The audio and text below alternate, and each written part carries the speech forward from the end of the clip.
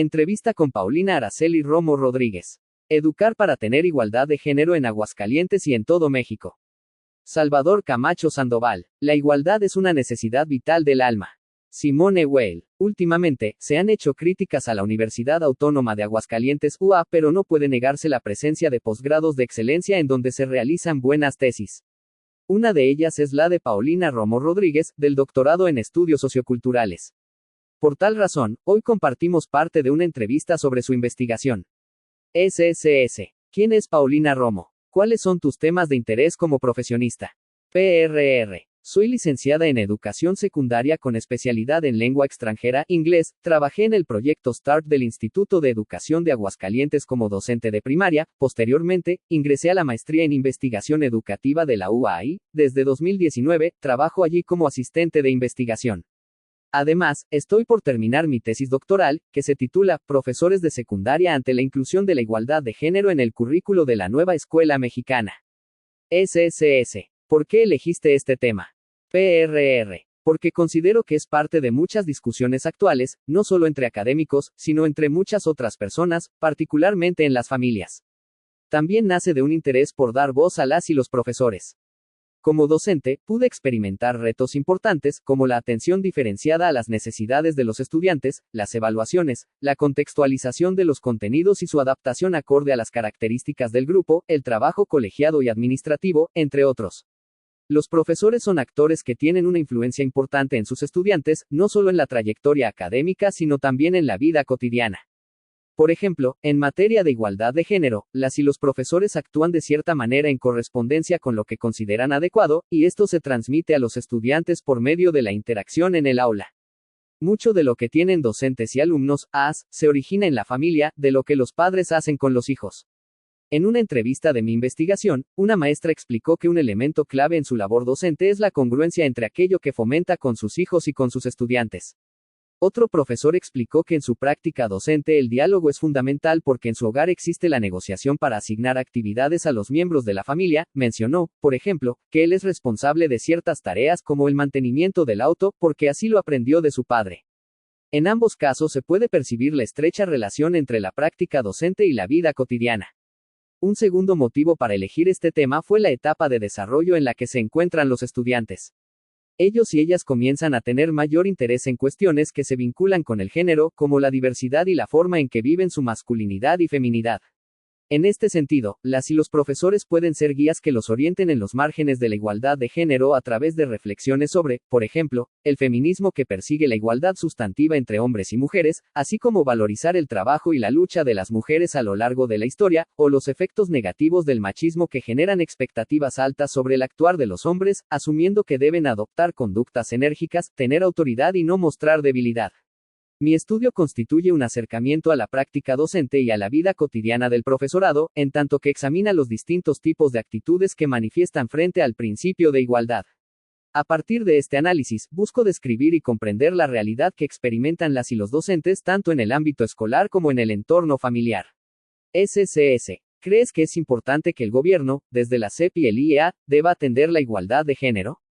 ¿Por qué? PRR. Me parece importante porque la sociedad actual está en constante cambio. Por ejemplo, la lucha por la igualdad de género ha existido desde antes que los discursos políticos y la política educativa incluyeran un lenguaje inclusivo y emprendieran acciones para erradicar la desigualdad que ha afectado en mayor medida a las mujeres. La diferencia está en que antes las personas vivían restringidas por las normas heteropatriarcales, que eran socialmente aceptadas y normalizadas, por lo que mujeres y hombres actuaban en consecuencia. Se ha demostrado que los avances por una igualdad sustantiva deben, en gran parte, a las mujeres feministas que lucharon por obtener derechos y vivir con mayor libertad. Esto lo vemos en sucesos como en las luchas por el derecho de las mujeres a votar y ser votadas, que se logró en México en 1953, y en la primera Conferencia Mundial sobre la Mujer, que se celebró en la Ciudad de México en 1975. Estoy convencida de que este tipo de sucesos debe darse a conocer a los niños, niñas y adolescentes para que tengan conocimiento sobre los antecedentes que ayudaron a construir la sociedad actual, y sepan valorar el esfuerzo que hicieron otras generaciones para lograrlo. Por otro lado, reconozco que aún queda mucho por hacer, pues cada día hay noticias sobre violencia de género dentro y fuera de sus hogares. Desde la educación hay que brindar las herramientas para que las y los adolescentes puedan reflexionar críticamente sobre este tipo de sucesos y tomen decisiones responsables e informadas. SSS. Sabemos que hay resistencias de grupos y organizaciones de la sociedad para con estos temas. Ellos hablan no de perspectiva de género, sino de ideología de género. ¿Qué dicen ellos y cuáles son sus argumentos? PRR. Los temas vinculados al género son diversos tanto en su abordaje como en las reacciones que despiertan. Existe polémica porque algunas personas consideran que el sexo y el género son un solo aspecto que rige la conducta de las personas. Sin embargo, sabemos que son conceptos distintos. El primero refiere a las características biológicas, mientras que el segundo es una construcción sociocultural que atribuye comportamientos específicos a hombres y mujeres. Luego, está la discusión entre lo que se considera como perspectiva de género e ideología de género. La primera se asocia a un enfoque analítico, frecuentemente empleado en el ámbito académico, estudios, políticas, etc., para abordar la desigualdad y las estructuras sociales, promoviendo así la igualdad, mientras que la segunda se vincula al conjunto de creencias que se tienen sobre el género y que algunos grupos consideran problemáticas o excesivas, y se emplea mayormente en contextos conservadores. Respecto a las resistencias de grupos y organizaciones, creo que las personas vivimos realidades diferentes dependiendo de nuestras circunstancias de vida. El hecho de que una persona no haya experimentado sexismo o violencia de género puede determinar la forma en que percibe hechos ajenos. SSS. Como licenciada en educación secundaria y ahora como investigadora educativa, ¿qué nos puedes decir al respecto? PRR. La perspectiva de género es una vía valiosa para lograr el derecho humano de la igualdad.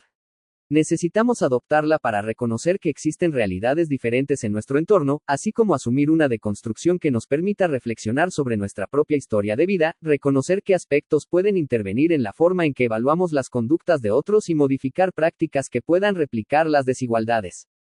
Considero importante tener iniciativas para conocer y evaluar con más herramientas lo que ocurre en nuestro entorno.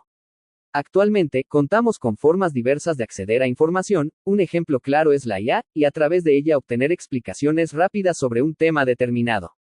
Esto puede ser útil para reconocer diferencias entre ideología y perspectiva, conocer los objetivos de la igualdad de género, incluso, aprender sobre los fundamentos del feminismo, mismo que ha sido duramente criticado por algunas personas, percibiéndolo solo como un movimiento de rebeldía. SSS. En tu investigación entrevistaste a docentes, ¿cuáles son sus opiniones sobre el tema? ¿Hay diferencias entre maestras y maestros? ¿Opinan lo mismo las y los maestros jóvenes y quienes tienen más edad?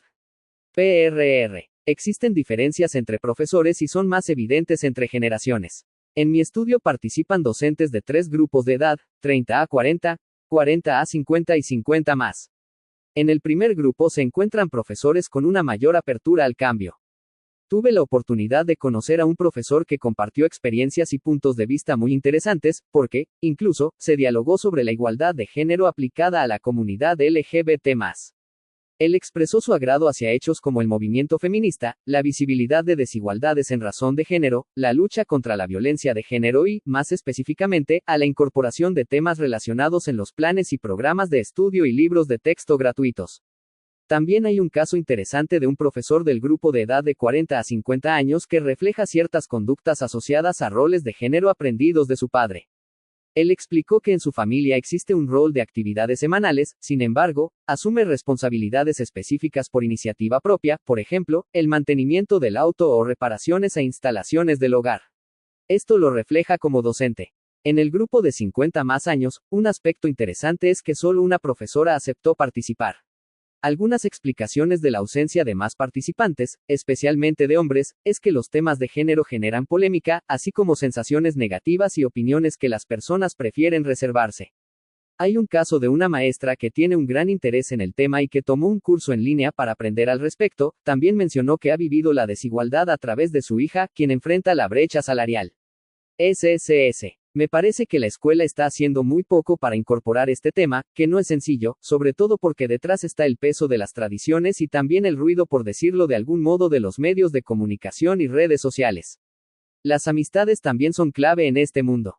¿Qué piensas al respecto? PRR. En este estudio realicé un rastreo histórico de los contenidos de igualdad de género, o equidad de género, como anteriormente se abordaba, que se incluyeron en los libros de texto desde el año 2000 a la fecha. En este periodo, la SEP publicó 4 planes de estudio, 2006, 2011, 2016 y 2022. El análisis me permitió identificar que los contenidos con perspectiva de género cobraron mayor relevancia con el paso de los años, además, se les otorgó más visibilidad y ahora se encuentran en una forma explícita.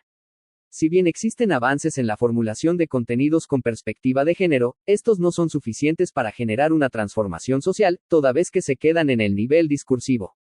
También hay que reconocer que cambiar las opiniones y creencias de las personas no es una tarea fácil, especialmente si se trata de un tema tan complejo y diverso como lo es el género.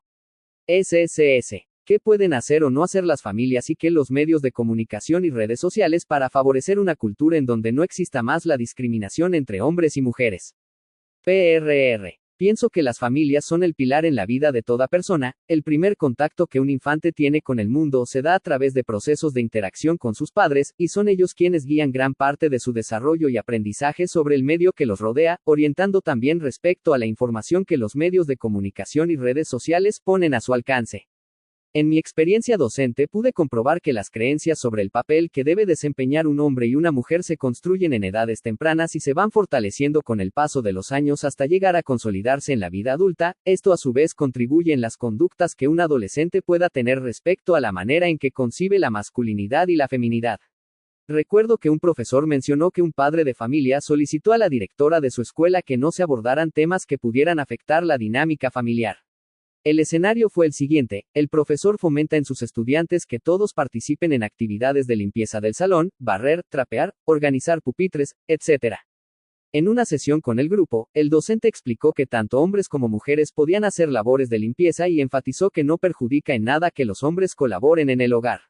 Días después, el padre de un alumno asistió a la escuela para hablar con la directora y expresar su desacuerdo. Pidió que no se volvieran a promover actividades de este tipo porque esto generaba un cambio de actitud en su hijo y afectaba la dinámica de su familia, en la cual la madre es la encargada del hogar, mientras que el padre trabaja con ayuda de su hijo. Respecto a las redes sociales y medios de comunicación, hay que usarlas para bien, para difundir contenidos éticamente responsables. Es frecuente encontrarse con noticias falsas que desacreditan los avances que se han logrado en materia de igualdad de género. De allí la relevancia de una buena formación. SSS. Considerando tus resultados de investigación, ¿qué falta por hacer? ¿Qué le toca hacer al sistema educativo? ¿Tú estudiaste en una escuela normal? ¿Qué tendrían que hacer estas escuelas formadoras de docentes? PRR. Un docente normalista no solo debe ejercer la docencia, sino también desempeñarse con competencias en el mundo de la academia, seguir preparándose y realizar investigaciones desde su lugar de trabajo. Considero que esto es una vía potencial para formar docentes reflexivos, críticos, innovadores y comprometidos con la transformación educativa. La investigación empodera a las y los profesores para ser agentes activos del cambio, no solo dentro del aula, sino en todo el sistema educativo, aquí en Aguascalientes, en todo México. Sí, esto es difícil y complejo, pero es posible.